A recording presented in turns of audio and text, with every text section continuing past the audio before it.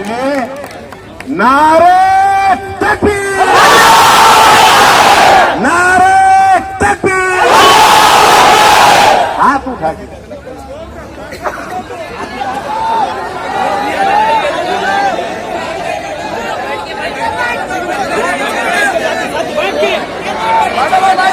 और सुनो,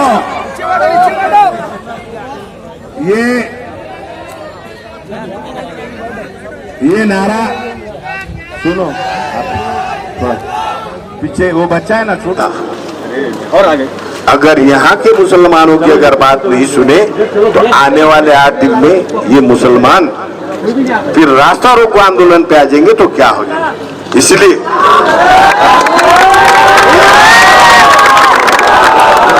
हमको समझना है।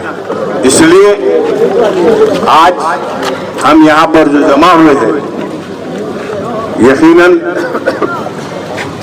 गम और गुस्से का माहौल है, मगर सोशल मीडिया पे मैं समझता हूँ कि कल मजलिस के शहर सदर साबिर चौध साहब ने एक FIR भी कराए। कोई बोल रही थी, बड़े बड़े बातें कर रही थी,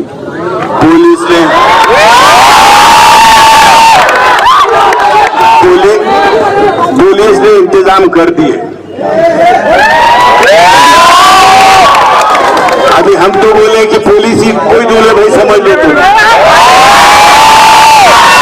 दूल्हे भाइयों की बात और नहीं रही।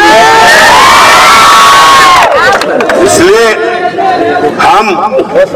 हमारा एहतजाज, एक बात याद रखिए, वो कोल्हापुर के मजलूम मुसलमानों के लिए यकीनन अगर हम यहाँ बैठे हैं, हम खुली आजादी से घूम रहे हैं, मन चाह खा रहे हैं, मन चाह फिर रहे हैं, घूम रहे हैं, आराम से है, मगर वहाँ की क्या तकालीफ है ये तुमको हमको आज बैठ के यहाँ पे समझना पड़ा।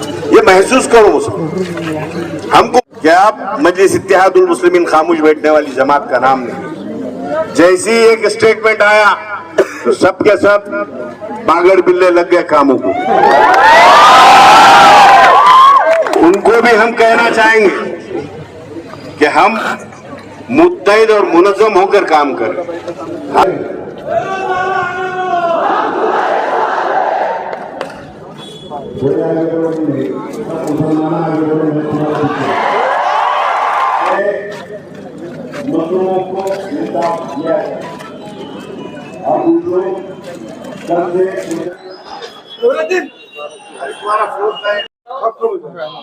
सब सीधा टाइट हो जाओ।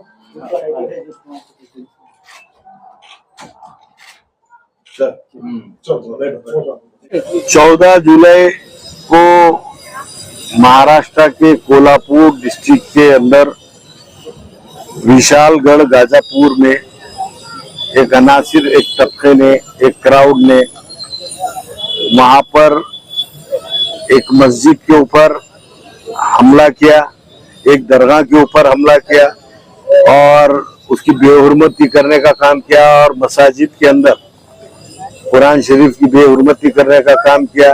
वहां पर कुछ मजलूम मासूम मुसलमानों के घरों पर को तोड़ा गया, उन पे जुल्म किया गया, उनको मारा गया है।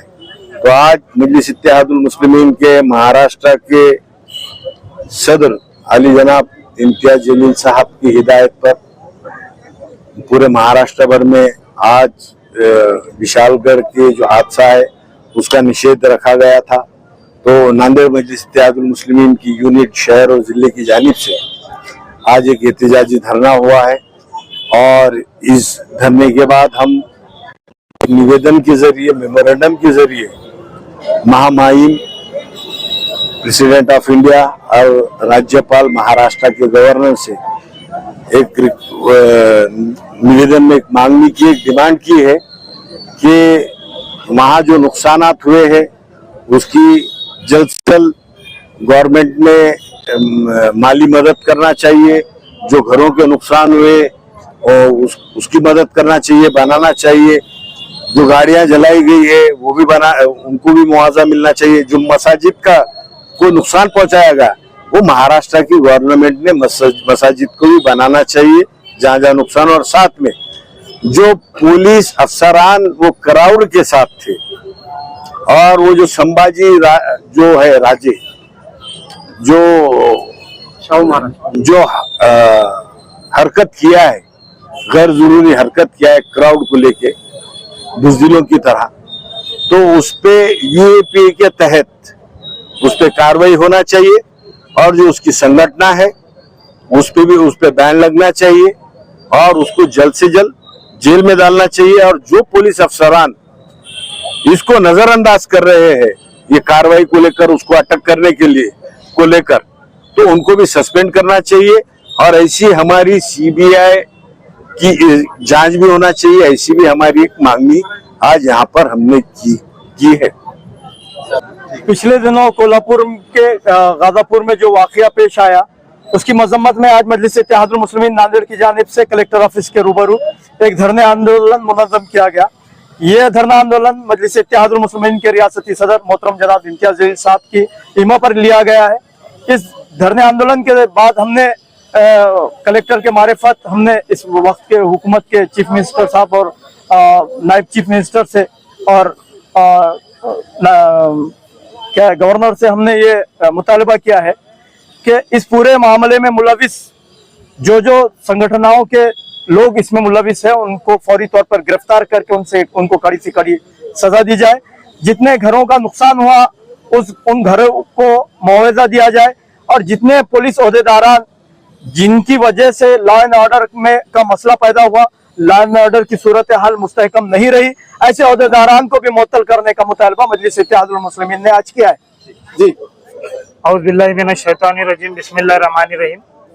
पिछले दिनों कोल्हापुर में जो हमारी मस्जिद को शहीद किया गया, हमारे मकानात जो गिरा दिए गए, जो माली नुकसान कोल्हापुर में दिया गया, उसके ज़िमन में नांदेड़ कलेक्टर ऑफिस के सामने हमारे रियासती सदर आली जनाब इम्तियाज जलील साहब ने जो कॉल किया था पूरे महाराष्ट्र में कलेक्टर ऑफिस के सामने धरना देना है, धरने का एहतमाम किया गया था।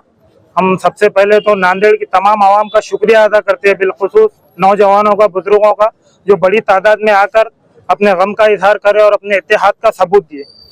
हम हुकूमत से, मरकजी हुकूमत से और रियासती हुकूमत से मुतालबा करते हैं जो आतंकवादी गतिविधि वहाँ हुई है, जो जिस किसी भी संगठन ने मस्जिद को नुकसान पहुंचाने का वहाँ पे काम किया है, उनको यूएपीए के तहत, जो हमारे मुल्क में आजकल किसी पे भी यूएपीए लगाया जाता है, बिलखुसूस जो हमारे मसाजिदों को जो तकलीफ दे रहे हैं उन पे अनलॉफुल एक्टिविटीज प्रिवेंशन एक्ट जो कानून है उन लोगों पर अमल किया जाए। और हमारे मुल्क में आजकल दो दुकानें बहुत चल रही है, एक मोहब्बत की दुकान है और एक नफरत की दुकान है। हम वो मोहब्बत की दुकान और नफरत की दुकान दोनों साहूकारों से भी कहना चाहते हैं कि आप अपनी अपनी दुकानें चलाइए। अपनी दुकानों के बीच में हमारे मजहब को, हमारी मसाजिद को अगर तकलीफ पहुंचाने की कोशिश की गई, इस बार तो धरना था, अगली बार अगर हमारे मसाजिद को, हमारे कुरान करीम को, जो मुसलमानों को अपने जान से प्यारी है, उसको अगर तकलीफ देने की, उसको अगर कुछ करने की कोशिश की गई तो मुसलमान अब 1947 से अब 2024 आ गया है, अब बर्दाश्त के बाहर हो चुका है। अब धरने आंदोलन नहीं होंगे, इंशाअल्लाह मुसलमान अब रोड पे आ जाएंगे और हमारी मस्जिद और कुरान करीम के लिए हम अपनी जान की भी परवाह नहीं करेंगे, शहीद हो जाएंगे। शुक्रिया, अल्लाह हाफिज। पिछली बारी में नांदेड़ की प्रेस कॉन्फ्रेंस के जरिए से विशालगढ़ का जो हादसा हुआ है, जो मसाजिद पे और वहाँ के मुसलमानों पर जो हमले हुए हैं, उस हमले के निषेध में हमने धरने का आह्वान किया था। मैं सबसे पहले नांदेड़ की गय्यूर अवाम को, जो इतनी बड़ी तादाद में आकर यहाँ अपने इत्तेहाद का सबूत दी, और सबसे पहले मैं उनके जज्बे को सलाम करना चाहता हूँ। और उन्होंने जो संयम और जो सुकून से इस धरने को कामयाब किया, मैं इसकी वजह से उनका शुक्रगुजार हूँ। और मैं आज हम तमाम लोगों ने कलेक्टर साहब के मार्फत से महाराष्ट्र के मुख्यमंत्री और यहाँ के वजीर दाखिला, राज्यपाल को एक मेमोरेंडम भेजा है और उनसे ये मांग की है कि वहाँ के खातियों पे सख्त से सख्त कार्रवाई करे, क्योंकि ये जो घिनौना अफराद था, अगर से इसकी वजह से, ये अफराद की वजह से अगर से हिंदुस्तान का मुसलमान अपना आपा खो बैठता और मुल्क में अगर से फसादात होते और बेगुनाह जाने जाती, तो उसका जिम्मेदार कौन होता। ऐसी घटनाएं ना हो, इस मुल्क के दस्तूर को बचाने के लिए काम करना चाहिए हुकूमतों को। और ये पुलिस जो वहां पर मौजूद, वहां की जो दहशत गर्दाना जो हरकतों के लिए जो अवाम को रोका नहीं गया, मैं पुलिस से भी कहना चाहता हूं कि वो बर वक्त कार्रवाई करते हुए ऐसी घटनाओं को रोकने का काम करें।